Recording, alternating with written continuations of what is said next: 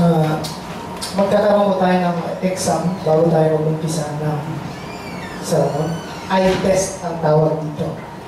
Eye test. Kailangan na kung sige nga na rin yung kilala niyo po ba ito?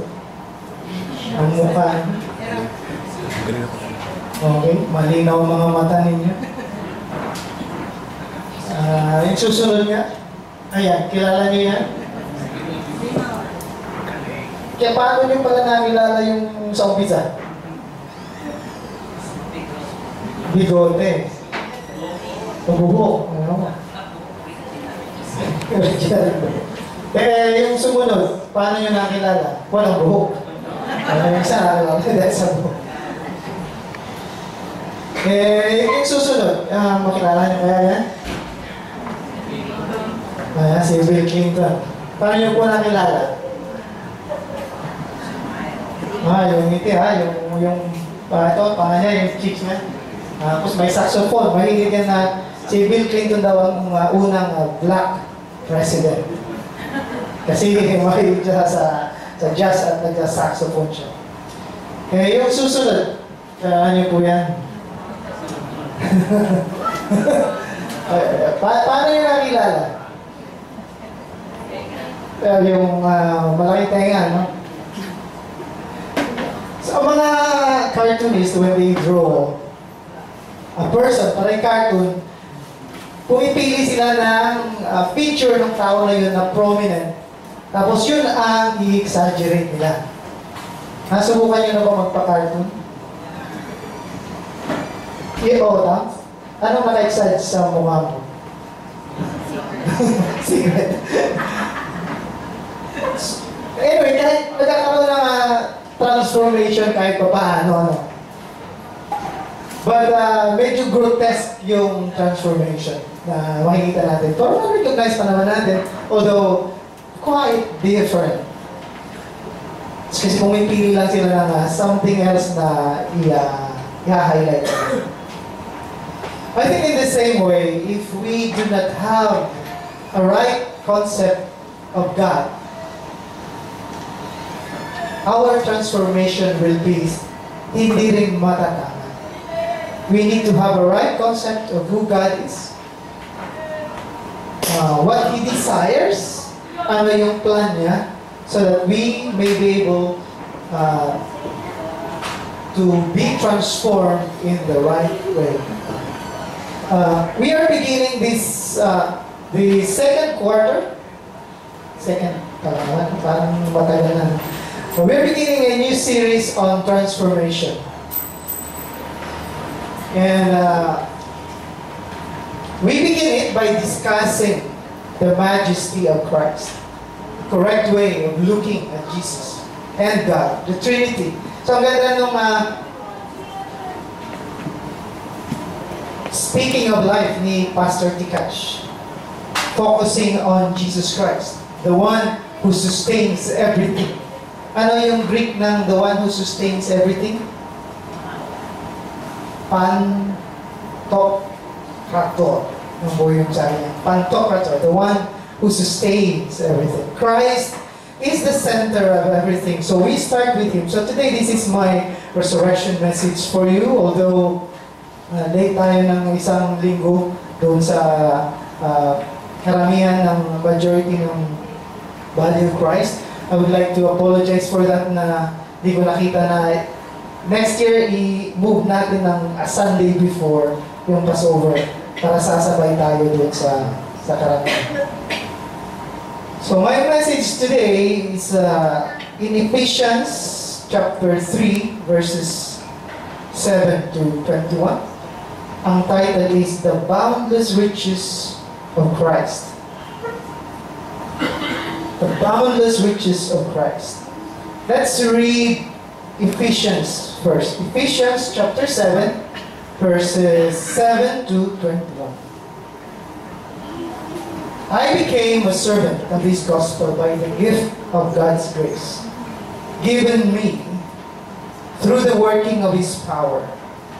Although I am less than the least of all the Lord's people, this grace was given me to preach to the Gentiles the boundless riches of Christ, and to make plain to everyone the administration of this mystery, which for ages past was kept hidden in God, who created all things.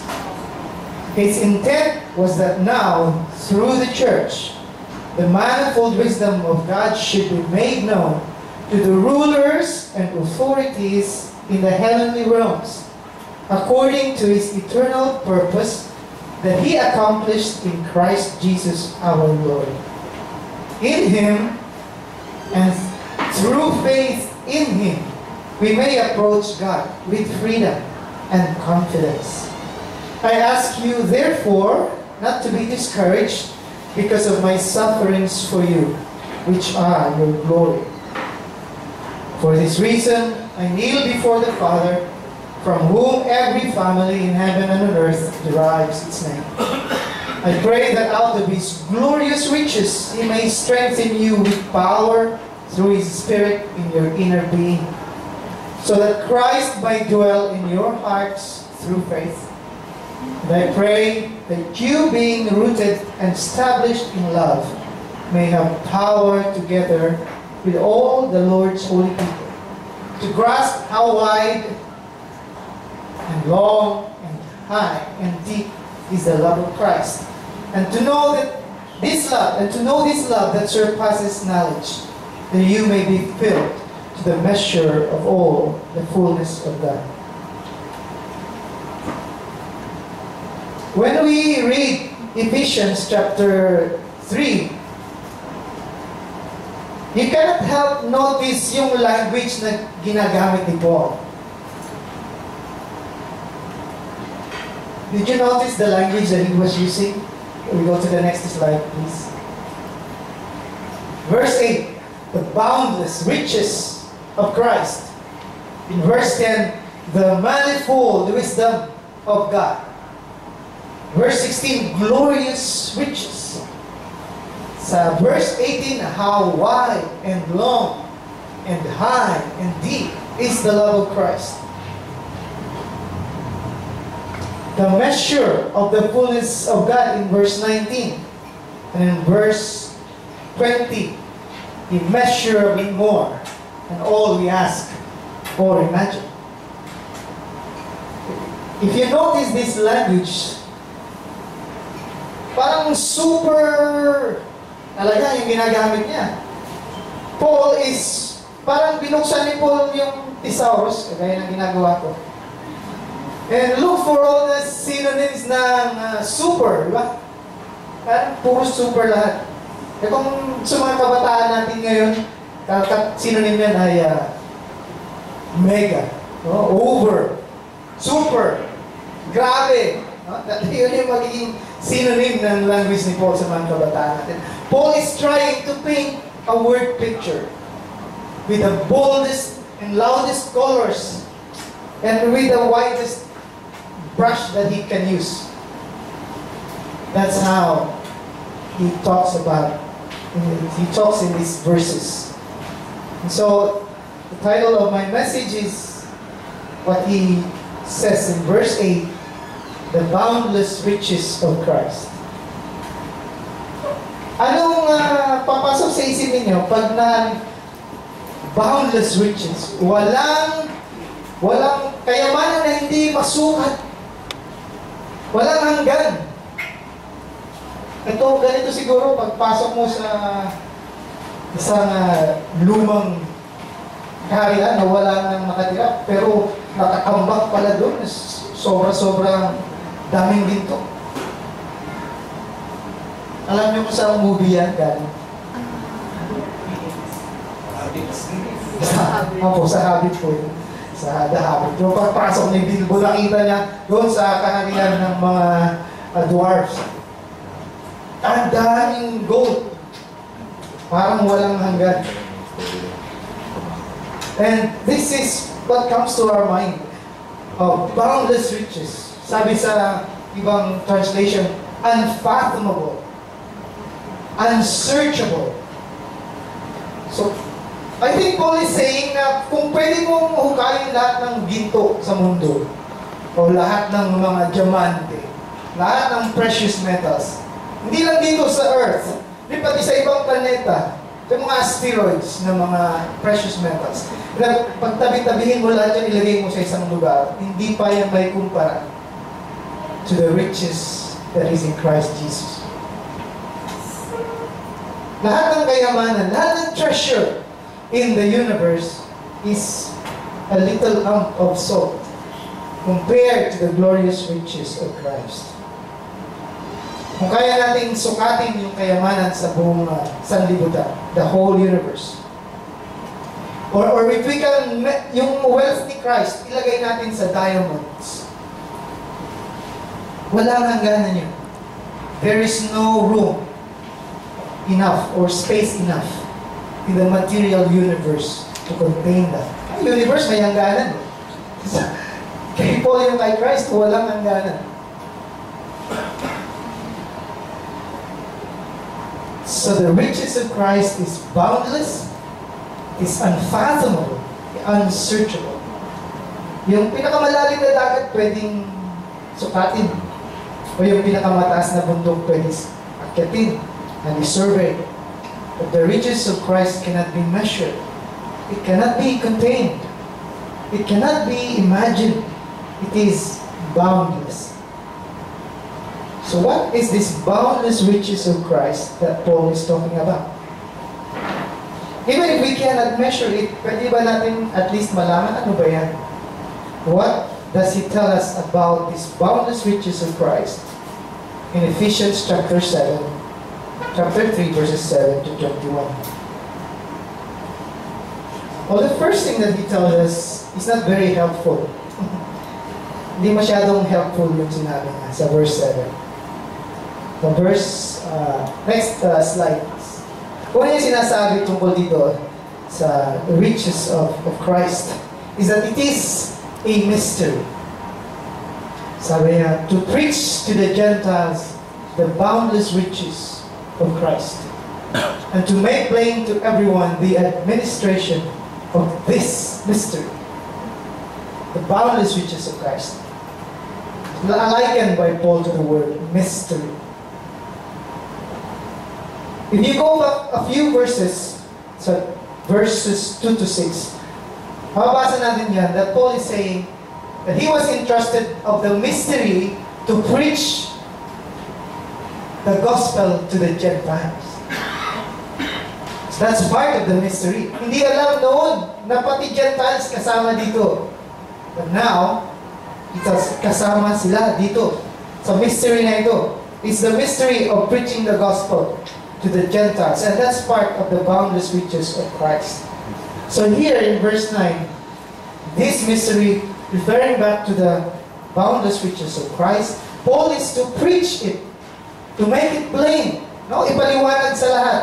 Papaano itong mystery ng boundless riches ng Panginoon is to be executed. How it is, paano ito pinano? The Greek word yung sa administration of this mystery is the same word for stewardship or plan or ekonomiya. The time to reveal the plan of God, the execution of the boundless riches of Christ has come, sabi ni Paul. This mystery was hidden for a long time. So, the Jews believed that no one can become part ng people ng Panginoon unless tuliin ka muna. Unless you become a Jew. You cannot enter God's kingdom. But Paul says this is not correct. The stewardship of the boundless riches of Christ, the administration of this mystery is not given to the Jews. Hindi sa mga Hudyo ibinigay. Yung administration ng boundless riches of Christ. Kanino ibinigay? To whom is the stewardship of Christ? The stewardship of Christ's boundless riches given. In verse 10 he tells us, it's through the church. Through the church. His intent was that now, through the church, the manifold wisdom of God should be made known to the rulers and authorities in the heavenly realms. This is the second thing Paul tells us about this boundless of Christ. This is to be executed, this is to be done or managed through the church. The church, both Jew and Gentile. The ecclesia, the ones called out. Kasali po tayo doon. We are the ones called out to administer, to be the stewards of this mystery, of these boundless riches. Not to the Jews only, not to the Jewish nation. Make no mistake about it. There are many Christians today going around preaching what I call a gospel of Israel. Pupunta sila, may nagpunta na sa TV niyan tapos ang focus talaga ng sharing niya is Israel. Sabi pa nga niya, mag-ingat kasi yung mga binabasa ko yung Ezekiel, sabi niya, ilang milyon yun, 600 million daw na kabayo manggagaling sa Russia, saka sa China. Yun ang aatake sa Israel. Inuumpisa na raw ngayong maghukay kung saan dyan mula sa China. May tunnel daw dyan, dyan daw dadaan yung 600 million, 300 million na kabayo. Sa loob-loob ko, saan isasakay yung mga ipapakain sa kabayo? 600 million na kabayo. Ilan ang kinakain ng kabayo na corn sa isang araw? Paano i-travel mo yun doon? So, they are teaching that the modern state of Israel is the center of God's plan.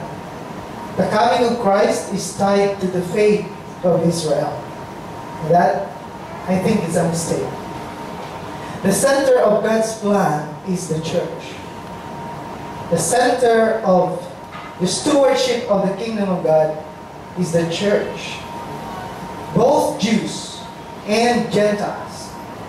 Actually, the Bible says the coming of Christ is tied to the fulfillment of the commission, of the Great Commission. Sabi ng Panginoon, and this gospel of the kingdom will be preached in the whole world as a testimony to all nations.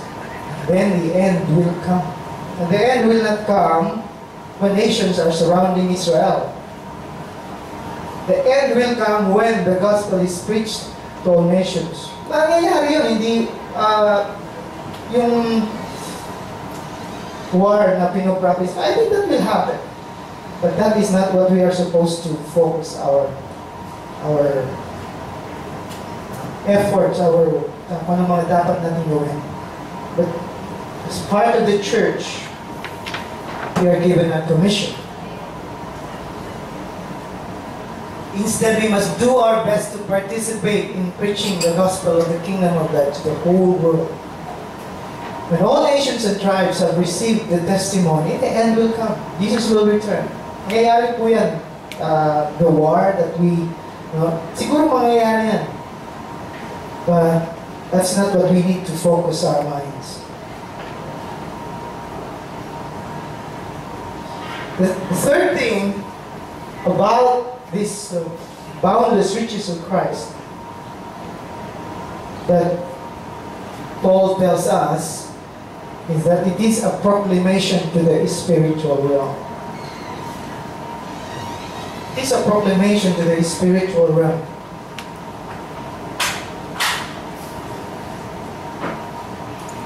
His intent was that now through the church, the manifold wisdom of God should be made known to the rulers and authorities in the heavenly realms.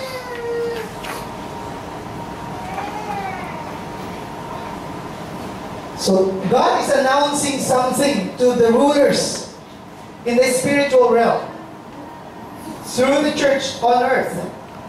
So yung nangyayari sa earth, may epekto sa spiritual realm. Sabi natin, what happens in the church should stay in the church. Or anong nangyayari dito lang tayo, hindi tayo huwag natin ipagkakalatan. Well, what happens in the church does not stay in the church. What happens in the church impacts the heavenly realms. The rulers and authorities in the heavenly realms. What we do today has implication sa spiritual realm. That is why you are very important. You don't need to look to the Jewish nation. You are very important to God. The thing that you do, so may impact po yan sa spiritual realm every day. What we do. The relationship that you have with Christ is more important than anything in the world. It's like a huge banner sa heavenly realm. Kung nagdadrive ka sa EDSA, may nakita ka malaking billboard dyan. All the angels, all the principalities and powers in the spiritual realm reads like a huge banner. May ina-announce yung Panginoon. So what is this announcement? What is it telling the whole spiritual realm? Does Paul tell us agad? Next slide, please. Hindi pa niya sinabi agad. May suspense. May suspense. Wait a minute. Pause muna. Sabi niya, this is according to His eternal purpose that He accomplished in Christ Jesus our Lord. No? Before revealing the content of God's declarations to authorities and rulers, God pauses for a little while. But here we can see that Paul uses the word eternal. Eternal purpose that He accomplished in Christ. Eternal means that even before the world was created, plinano na. Alam naman natin yan, no? God has already planned this, intended to accomplish His goal through Christ. Paul is referring to the sacrifice of Jesus and the glory that it accomplished. The sacrifice of Christ has been preordained before the creation of the world. Sabi ni Jesus sa kanyang parable, He told the story of the wicked stewards na nung pinadala ng owner ng vineyard yung kanyang anak, sabi nila, patayin natin yung anak para tayo yung magmana ng vineyard. Hindi nila alam that the death of the son was the instrument of the owner to bring the accomplishment of his plan. So what is the goal of God's plan then? So now we can talk about the boundless riches of Christ. I believe in the next 9 verses, Paul talks about the boundless riches of Christ. First of all, it consists of the freedom to approach God. Sabi niya, so verse 12, in Him and through faith in Him, in Jesus, we may approach God with freedom and confidence. We can approach God with confidence. We have free access to God. We do not need prepaid, postpaid, o kahit anong billing na sa globe kasi libre. We have free access to God and we are free to draw near to the Father. We have been given the confidence. Ano opposite ng confidence? Fear. Ano ba? Doubt? Ano ba? Insecurity. Shame. Fear. But now, we don't need those. Those are removed through faith in Christ. We are free. And we don't need to fear God. We don't need to be ashamed before God. Para sa akin, may hirap imagine yung freedom. Kasi parang malaya naman ako mula nung ipanganak ako. I've never been a slave. Sa awa ng Diyos, hindi naman ako nahuli ng polis at nabilanggo. So, hindi ko pa natikman yung makulong. And probably, sa atin din, di natin maintindihan ano talaga yung kahalagahan ng freedom. Pero siguro yung mga nabilanggo ng 5 years, 10 years, hindi makalabas sa bilangguan, meron ng maliit na bintana sila doon sa selda nila, doon lang sila nakasilip. Hindi na nakikita yung mga bundok, yung langit, o yung dagat. I think pag labas nila, mas maintindihan talaga nila kung gaano kahalaga yung freedom. For us, we don't know the freedom. Hindi natin masyadong ma-appreciate But see, we are free. Sabi sa Galatians 5:1, it is for freedom that Christ has set us free. Stand firm then, and do not let yourselves be burdened again by a yoke of slavery. So hindi tayo kailangan magpa-circumcise to approach God. We do not need to take purification baths para lumapit sa Panginoon. Ang mga Muslim, bago sila humawak ng Quran, ako, naliligo yan. Nag-aahit yan ng lahat ng buhok sa katawan. Sino mo magpipray ka bago ka lumapit sa Diyos, mag-aahit ka lahat ng buhok sa katawan mo. Okay, nakahitin ko, pero nakahirap pa rin yun, makapagod pa rin yun. Every time you have to take a bath. So we do not need to bring burnt offerings of lambs or goats. Imagine mo, every Sunday pupunta kayo dito, may hila-hila kayong kambing. O baka. Di ba, mahirap yun? Huwag ka siya kaya, kahit pa may sasakyan ka, mahirap isakay yung baka o kambing. We are free. We don't need to bring those things. We are free from those regulations. But there is no shame in being not a Jew or a slave or whatever you are, poor or rich, educated or uneducated. We are all free to draw near to God. We are free in Christ. When we draw near to God, there's no need to fear. There's no need to be ashamed. If you have shame or fear when you draw near to God, then you have a wrong concept of who God is. God is not your enemy. God is on your side. Huwag ka na lalapit sa isang galit ng Diyos sa akin.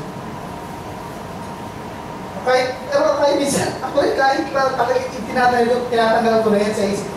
God is love. Sometimes, nandiyan pa rin yung thinking na kasi ang tagal natin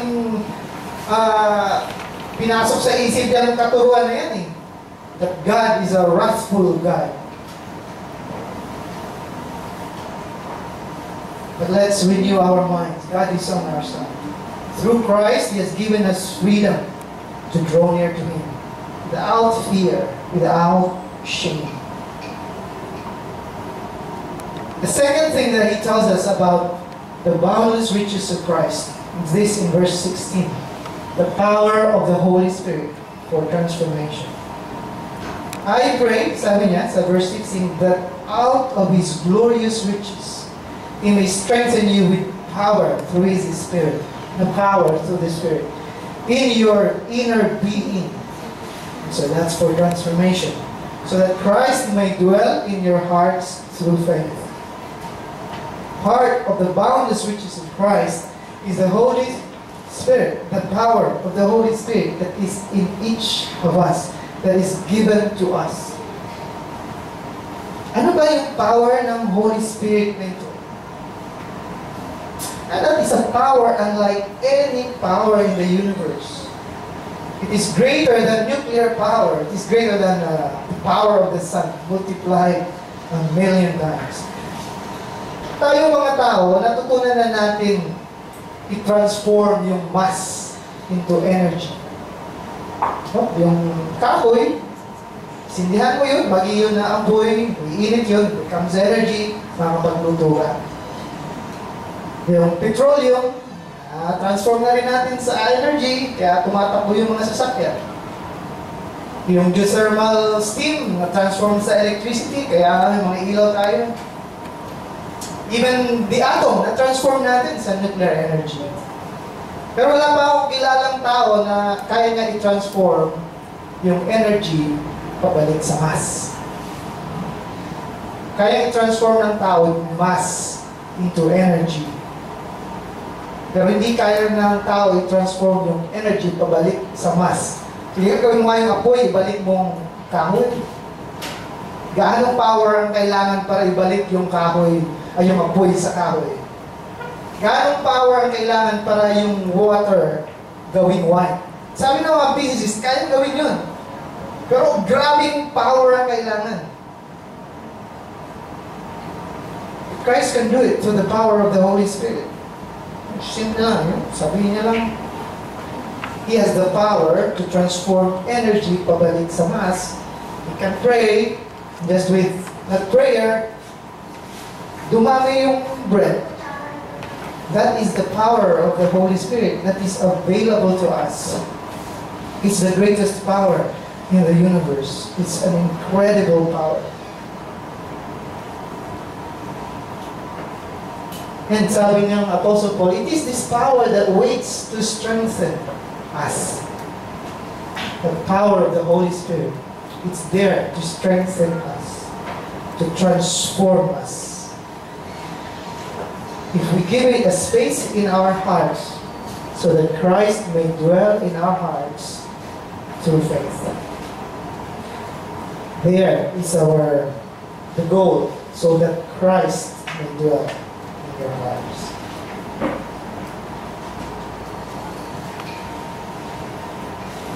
So the power of the Holy Spirit for our transformation. Number 3, in verse 17, the boundless riches of Christ consist of the limitless love of Christ. Sabi niya dito, I pray that you, being rooted and established in love, may have power, together with all the Lord's holy people, to grasp how wide and long and high and deep is the love of Christ, and to know this love that surpasses knowledge. Sa Greek, it's,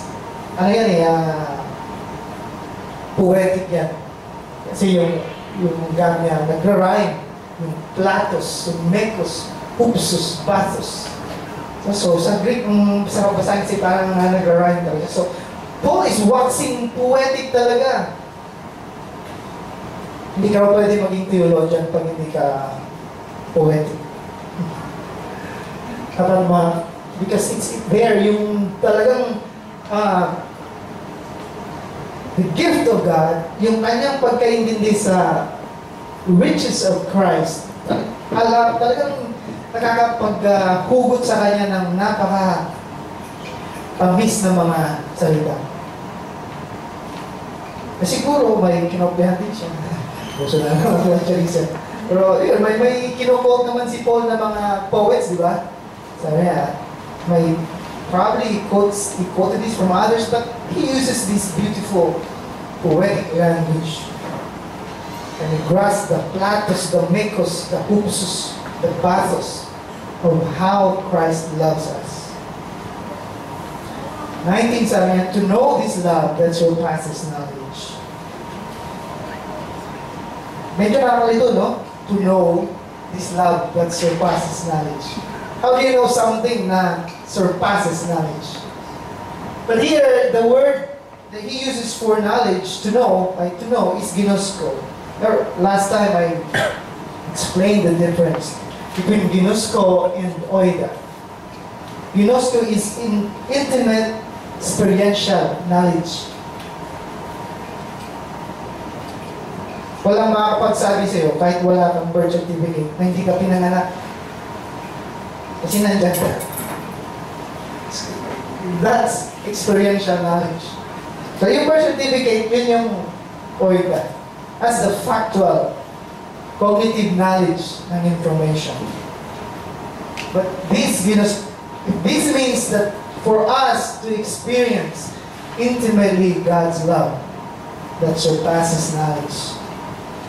Knowing God in an intimate, experiential way will only happen through the power of the Holy Spirit. Kaya yan yung pinag-pray ni Paul. That's why it has to come from the Holy Spirit. We cannot know God this way unless it is revealed to us. To experience God that way. Kaya sabi niya, I pray that out of His glorious riches, He may strengthen you with power through His Spirit in your inner being. May have power. Next slide, please. Together with all the Lord's holy people to grasp. I think we are being called by God to give us space for Him. To give us space to the Holy Spirit in our hearts. Because this is the key, brethren. Experiencing God's love in an intimate and personal way. We begin by knowing God through facts. to the things we read in the Bible. We progress. Ma-experience natin yung sagot ng Panginoon sa prayer natin.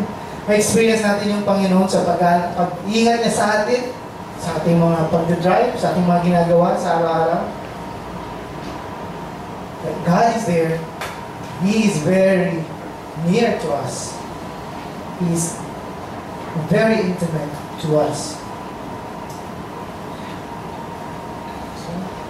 This is the way we can begin to grasp the width, the length, and the height and the depth of God's love.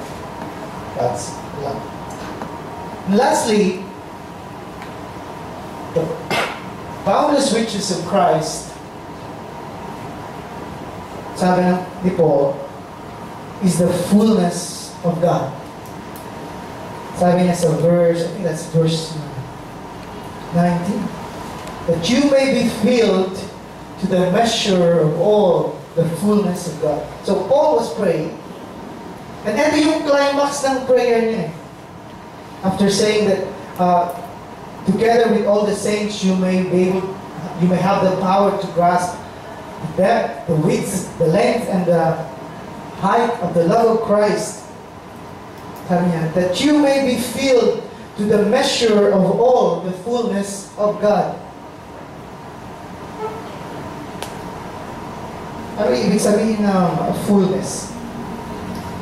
Kalahati? 1/4? 1/3? 1/8? Ano ibig sabihin ng fullness? 100%, di ba? It's the 100% ng Panginoon. So what is this fullness? I think we need to look at other passages to really understand ano yung fullness na binibigay ng Panginoon sa atin. First of all, His divine character. No? So fruit of the Holy Spirit. Ito yan, plural. Fruit of the Spirit in Galatians 5:22-23.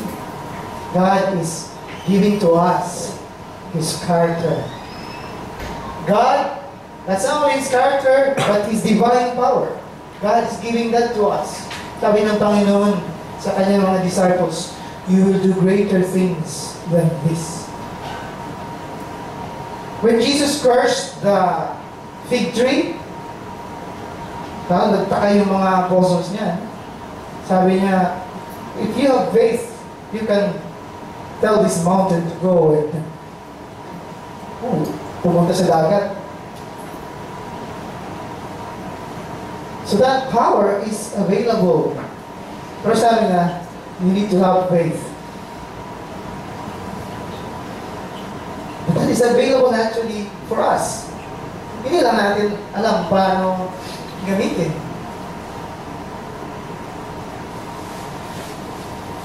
Power to pray to God and ask for the healing of other people.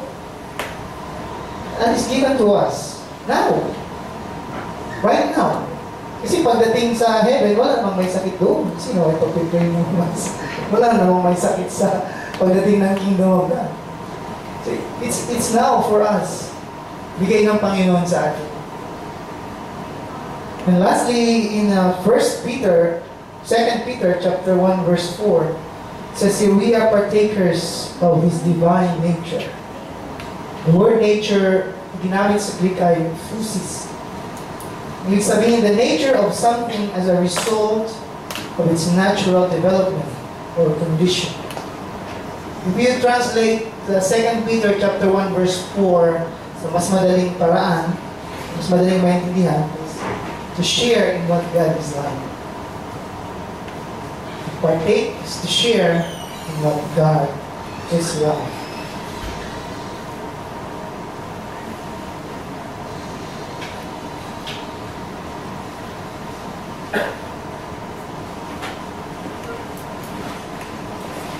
So what is this to share in what God is like?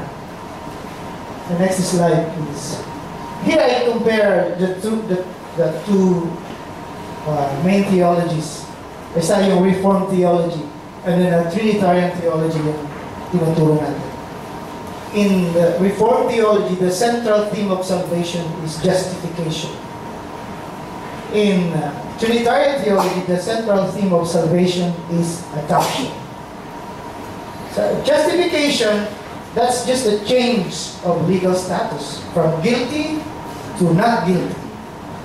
Adoption is a change of relationship from not being a son or a daughter to becoming a son or a daughter of God.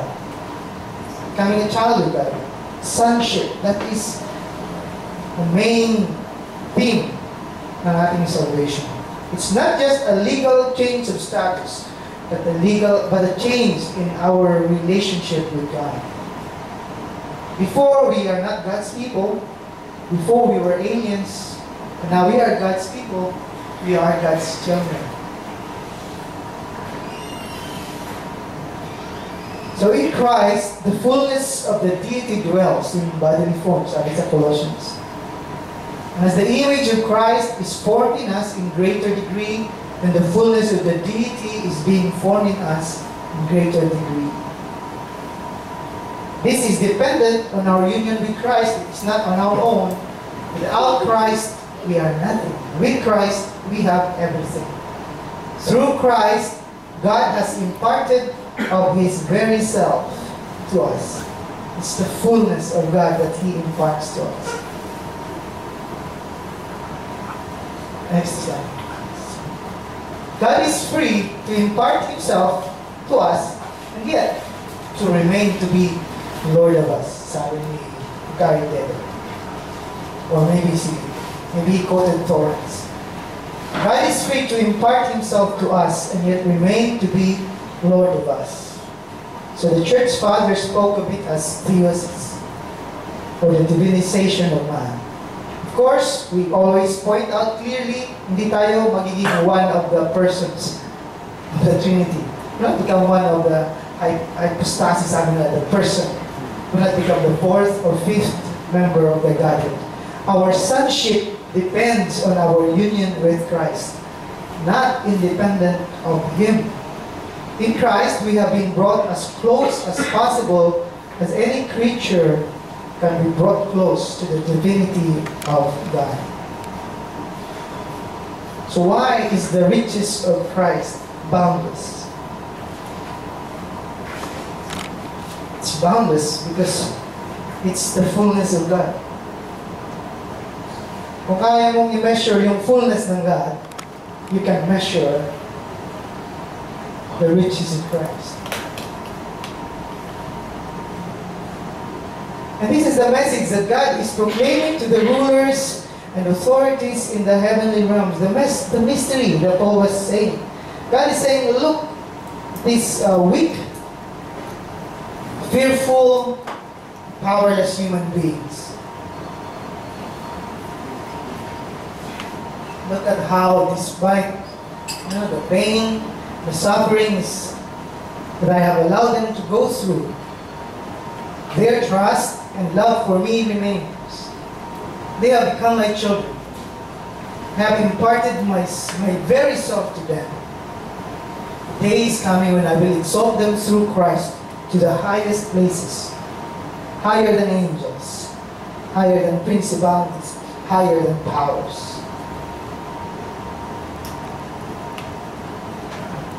So we start here. In our journey to transformation, we start here with the riches of Christ.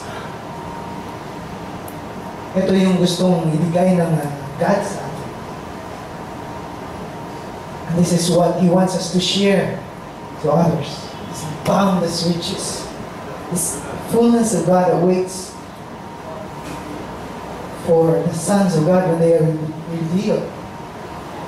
Kaya sabi ni Paul, as he ends the prayer, talagang ang sarap ng ng kanyang pagsulat. Let's read the last verse ni Paul here, verse 20 to 21. Let's read this together. Now, to Him who is able to do immeasurably more than all we ask or imagine, according to His power that is at work within us.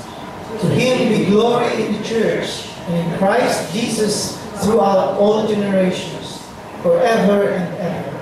Amen. Through Christ, God is doing the incredible. All human beings, Jews or Gentiles, rich or poor, slave or free, may now have the power to become children of God through faith in Christ, through union with Christ. It is the good news, the mystery that is entrusted to us, God's church. It is our work to proclaim that great news, that God is transforming men into His fullness. Let's read our closing verse. Ito yung binasa natin kanina sa opening verse natin. Let's just read this together. Romans 8, verse 14 to 17. For those who are led by the Spirit of God are the children of God. The Spirit you receive does not make you slaves, so that you live in fear again. Rather, the Spirit you received brought about your adoption to sonship. And by Him we cry, Abba, Father. The Spirit Himself testifies with our spirit that we are God's children. Now if we are children, then we are heirs, heirs of God, co-heirs with Christ. If indeed we share in His sufferings, more that we may also share His glory. Let's pray.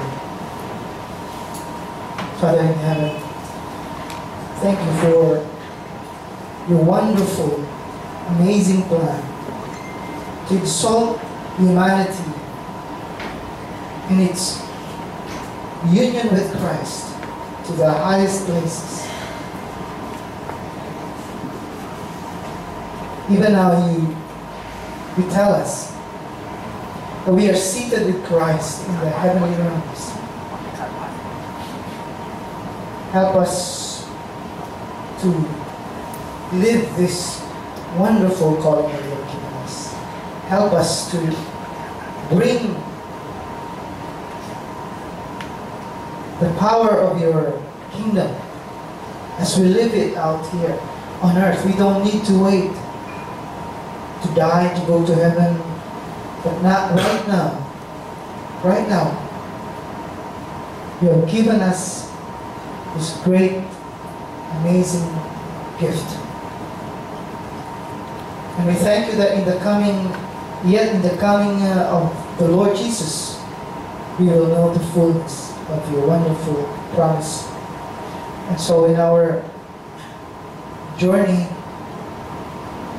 to be transformed into the likeness of Jesus Christ, as He continually dwells in our hearts,